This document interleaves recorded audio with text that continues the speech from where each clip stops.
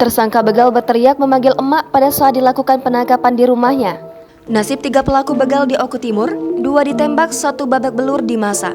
Setelah membawa kabur sepeda motor milik pelajar, 3 pelaku begal di Oku Timur berakhir di jeruji besi. 2 tersangka ditembak polisi yakni Rengki Kurniawan dan Andrian Pratama alias Udin. Sedangkan 1 tersangka lainnya, Arianto, diambuk massa hingga babak belur berselang 1 jam setelah kejadian. Ketiganya merupakan warga Kecamatan Semendawai Barat, Kabupaten Oku Timur. Kapolres Oku Timur, AKBP Nuryono melalui Kasih Humas Ibtu Edi Arianto mengatakan, pihak kepolisian mendapatkan informasi bahwa tersangka Rengki sedang berada di rumahnya di Desa Sukanegeri, Kecamatan Semendawai Barat, Kabupaten Oku Timur pada Senin 7 Maret 2022.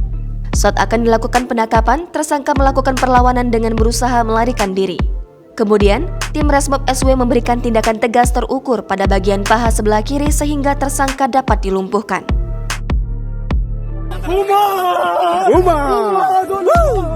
Rengki berteriak memanggil emak pada saat dilakukan penangkapan terhadapnya.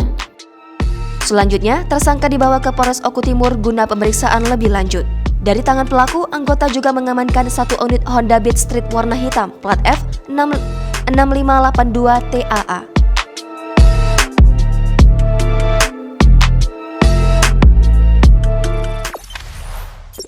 Jangan lupa subscribe, share, komen, dan like ya.